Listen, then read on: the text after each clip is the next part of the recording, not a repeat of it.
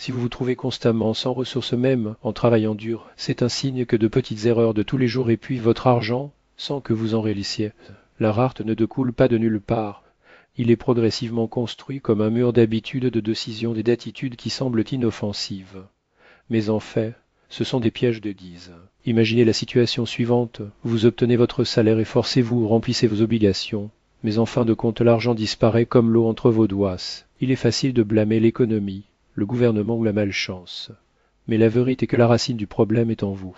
La pauvrette n'est pas seulement le manque d'argent, mais le résultat de modes de réflexion qui sont reprenés. Une ancienne sagesse enseigne que ce ne sont pas les circonstances qui l'affaiblissent une personne, mais leurs propres choix inconscients. Les grands commerçants et entrepreneurs du pass n'ont jamais laissé leurs portes vides, et ils n'ont pas perdu de temps avec des conversations improductives où cachent des rires des phrases comme tout va bien. Ils savaient que ce sont les petits détails de la vie quotidienne qui déterminent si à l'avenir la table sera abondante ou vide. Le psychologue Viktor Frankl a déjà souligné que le sens de la vie est ce qui donne la force de surmonter toute adversité. Cependant, lorsque ce sens est perdu, l'argent devient le chaos, car un objectif clair et manquant pour guider ses actions, pensez à un récipient plein de fissures. Autant que vous le remplissez, l'eau s'échappera toujours. De même, il y a 4 des fausses fondamentales qui agissent comme des fissures dans votre vie financière ou tout ce que vous réussissez. Tant que ces lacunes ne sont pas fermées à hasard, aucun montant ne sera suffisant pour assurer la stabilité. Économiste Daniel Kahneman parle des pièges des décisions. Beaucoup de gens agissent comme si demain était infini, reportant des choix importants avec l'illusion selon laquelle il y a encore du temps. Mais le temps passe et chaque report devient un autre jour de stagnation.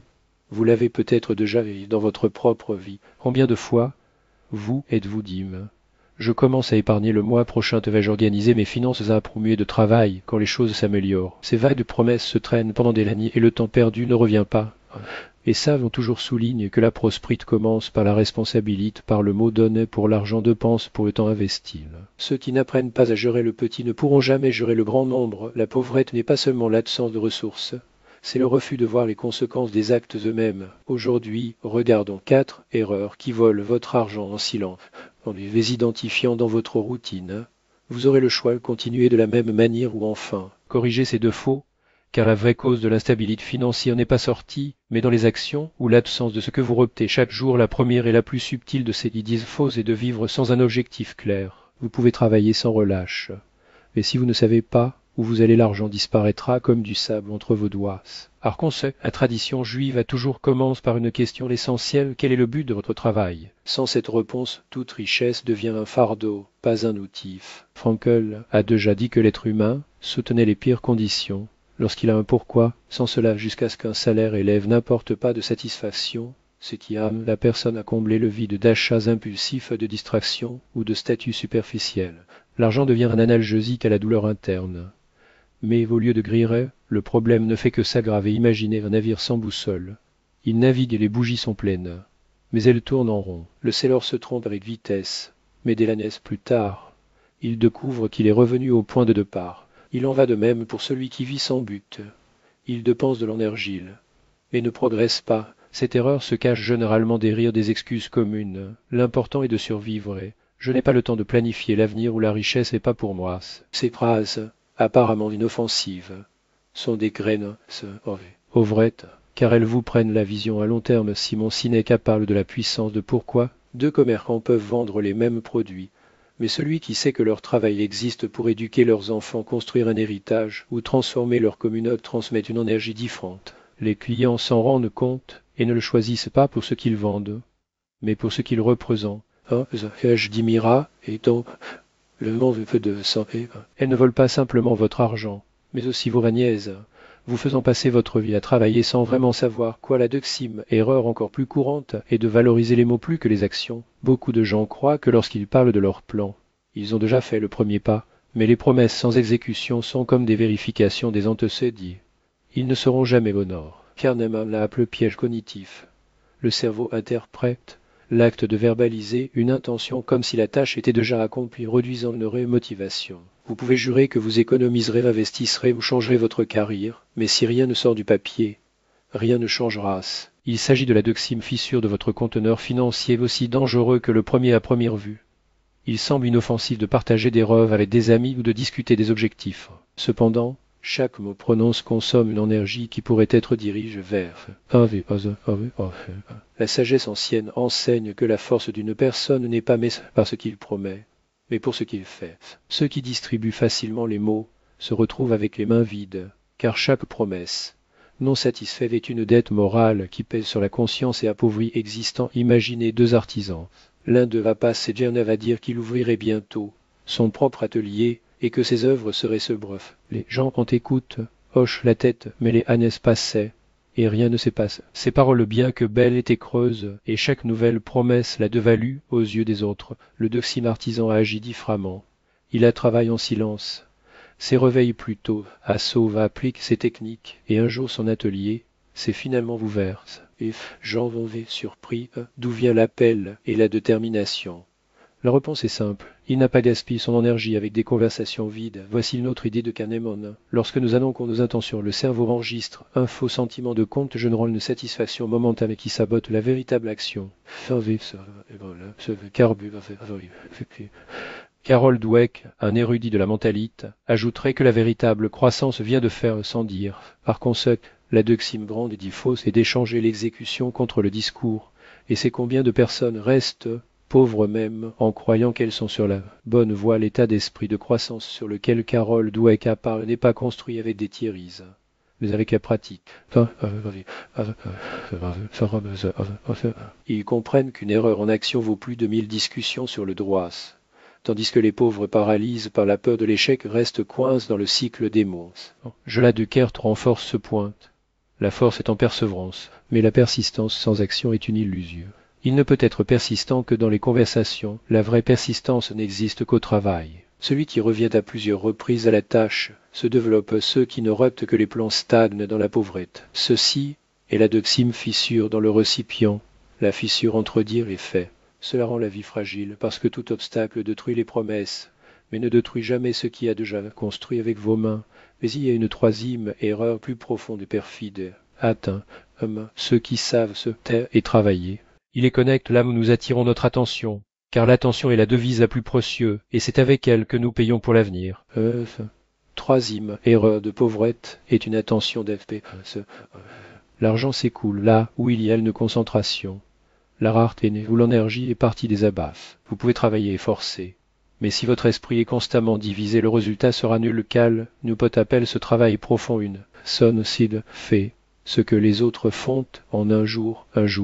Mais la plupart vivent sur la superficialité, notification potin, préoccupation triviale, et de l'arbre l'attention, et avec les opportunités d'échappement.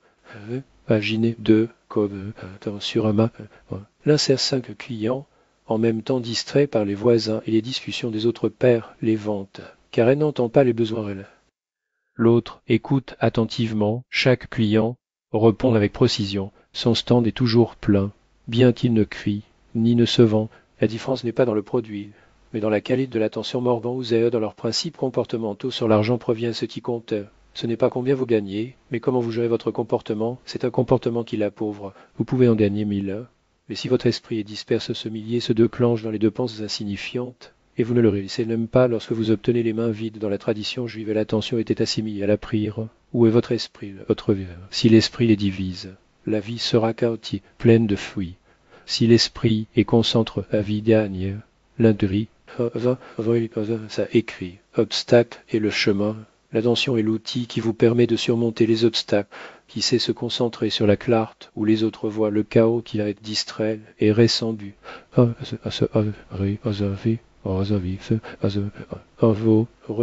Refusez de dominer l'attention. Vous pouvez blâmer le salaire, le patron ou l'économie, mais bien que votre esprit soit disperse, vous perdrez tout même ce que vous avez déjà. L'attention est une pièce de monnaie, et les pauvres le dépensent en futilité. L'investissent dans ceux qui jeûnent le rendement. C'est là que vient la quatrième erreur, le plus profond de tout. Il n'est pas dans les actions ou la concentration, mais dans la relation intime que nous avons avec nous. Le manque de respect à son époque. L'argent est toujours attaché au temps, car le temps est la monnaie la plus rare, mais les pauvres agissent comme s'il était infini. Ils perdent des heures dans des conversations vides, des tâches sans but, des divertissements qui n'ajoutent rien. En fin de compte, ils dépensent leurs ressources, la plus précieuse, pour un changement zéro. La sagesse juive enseigne un homme peut récupérer une médaille perdue. mais il ne récupérera jamais une minute. Les riches comprennent cela, ils traitent donc chaque minute comme une opportunité. Ils savent que le respect du temps est de respecter sa vie comparée deux emplois. Un âpre les heures de travail est assis devant le téléviseur et laisse le temps s'écouler sur les programmes denus de sens. L'autre utilise une heure pour apprendre quelque chose de nouveau ou améliorer une compétence. Des Agnès plus tard, le premier se plaint de la chance, le second a déjà construit sa propre entreprise. N'est pas dans le talent ou la chance. Mais comment chacun traite son temps Victor, Frankl déclare que le sens donne la force de survivre.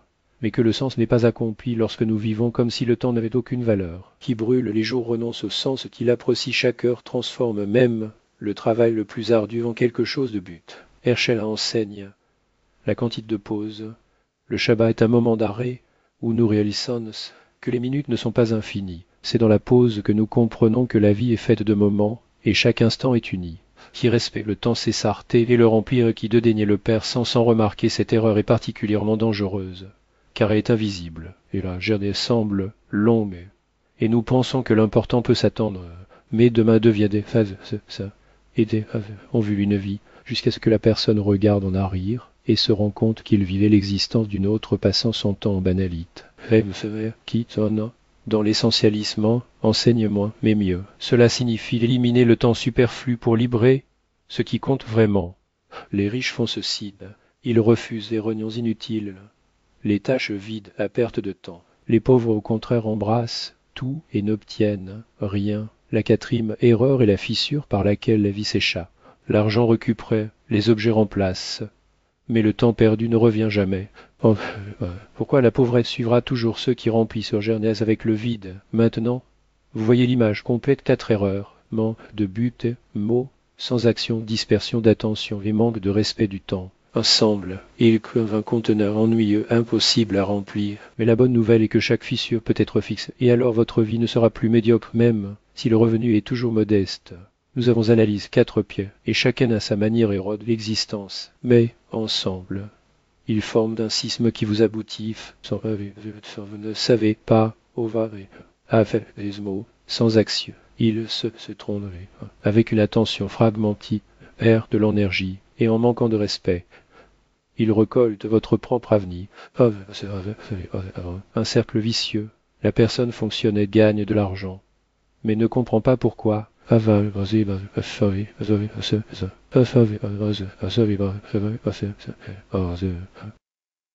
a ce temps comme s'il était ennemi, et il reste donc dans la pauvrette, non pas pour gagner peu, mais pour vivre mal. La sagesse juive a toujours mis en évidence la pauvrette n'est pas une condition du portefeuille, mais de l'esprit. Vous pouvez être riche avec peu si vous respectez le temps, agissez au lieu de parler et vivez avec un but. Au contraire, il peut avoir un revenu élève et l'être médiocre si ses erreurs le dominent toujours. Se rendre que se souvient, son jet donne de la force.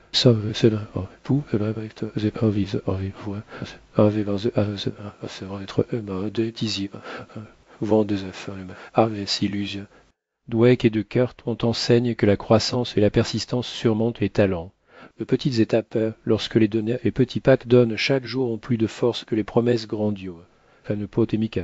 On montre que la capacité de se concentrer et d'éliminer le superflu à la base de la vraie richesse. Toutes ces dièses s'entrelacent dans une simple vérité. La richesse n'est pas un accident, mais le résultat de habitudes correctes.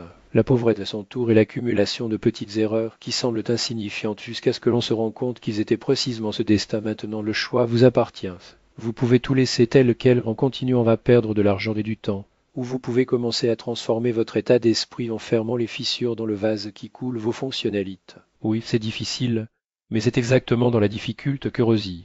Homme riant, Oïda l'a écrit, obstacle devient le chemin. Si vous voulez changer votre vie, arrêtez de contourner les 2 fils et commencez à les traverser. Construit, jour, rejour. Lorsque vous cessez de repter ces 4 erreurs, l'argent cessera de s'échapper, il commencera à rester avec vous, travaillant en votre faveur. Le moment crucial, cependant, est de passer de la compréhension à l'action, parce que la connaissance sans avocation n'est qu'une autre forme de pauvreté. L'esprit peut être plein d'idées, mais des mains vides. Pour briser ce cycle, vous avez besoin d'un plan simple et testable qui peut mettre en pratique aujourd'hui. Première étape à identifier les 4 erreurs le plus de concert. Il peut s'agir d'un bavardage sans but et d'un manque de sens, ou de l'habitude de reporter. L'honnête avec soi est le point de départ d'Oxime, étape remplacer les mots par l'action. Si vous alliez parler à quelqu'un de vos plans, faites plutôt le premier mouvement de bâton. S'il est petit, un appel, un mail, une demi-heure de dit. La force consiste à briser le cycle d'inertie. Troisième étape, organisez votre espace. Un environnement où vous pouvez vous concentrer pendant au moins une heure, une table propre, un cahier avec une seule tâche. Lorsque l'attention est concentrée, l'énergie cesse de se vider. Étape quatrième, respectez votre temps. Mettez une minuterie de 30 minutes et consacrez-les à quelque chose qui compte vraiment. Lorsque vous mesurez la vie dans le temps, pas seulement sur l'argent, la richesse commence à couler le naturel. Ces étapes sont simples, et c'est précisément la simplicité qui les rend puissantes. Chaque exige de 5 à 60 minutes. Ils sont vérifiables à la fin de la journée. Vous pourriez demander, j'ai fait ce que j'ai proposé. Vous verrez, c'est pas résultat. Ancise et plus claire, et l'habitude de passer la vie à la futilité commencera à se dissoudre. La tradition juive enseigne que les grands voyages commencent par de petits gestes. N'attendez pas le moment parfait, il est maintenant. Si vous prenez ces mesures aujourd'hui, vous changerez la trajectoire de votre vie. Parce que si vous ne commencez pas aujourd'hui, demain sera comme hier, et dans un an, vous vous plaignerez toujours que l'argent disparaît, et que la vie passe. Ne laissez pas cette chance s'échapper. Nous arrivons à la fermeture, et la chose la plus importante maintenant est de synthétiser tout dans une conclusion claire. La pauvrette n'est pas seulement le manque d'argent, mais un mode de pensée, d'habitudes et de mots. Elle vit dans une petite conversation, la procrastination, l'incapacité de se concentrer, refusant de prendre la responsabilité de son propre temps. La richesse, en revanche, n'est pas née dans le portefeuille. Elle commence dans le respect du silence, de la parole et de l'action. Lorsque vous parlez moins et faites plus, vos actions ont plus de poids que les discours vides. Lorsque vous choisissez le silence où les autres se dépêchent de se montrer, préserve l'énergie. Et cette énergie se transforme en diesel, résultat ce que nous appelons la richesse durable. La sagesse juive met le temps comme la monnaie la plus précieuse. L'argent va et vient, mais le temps consacré à la futilité ne revient. Par conséquent, la pauvrette des bavardages vole son avenir, tandis que la richesse silencieuse la multiplie. Pensez combien de fois au cours du dernier mois avez-vous dépensé de l'énergie pour des conversations qui n'ont rien changé? Combien de fois vous est promis de commencer demain? Combien de fois a-t-il permis aux offaux de le détourner de l'essentiel? Ces moments ne reviennent pas, mais vous pouvez décider aujourd'hui. Ils ne seront pas retefrants que la parole du sens comme source de force. Anna m'en montre comment nous avons manque de penser superficiellement. Que la croissance et l'échelle se souvient, le temps est sacre. Il ne peut pas être brûlé en vain. Tout converge vers un seul vecteur, la discipline de la pensée et du mot. Le rang libre et fort, ne permettez pas à la pauvrette de gouverner votre esprit et vos paroles. N'oubliez pas, chaque de votre mot est une graie. Des mots disent dans le vent se propagent, comme des mauvaises herbes. Mots disent avec intention deviennent des fondations. Vous n'êtes pas faible. Vous venez d'oublier le pouvoir de la discipline et du but. Mais maintenant, vous avez une chance de le récupérer en commençant par le petit, le silence, le mot clair, une action simple. Et c'est ce qui deviendra votre premier pas vers la richesse interne et externe.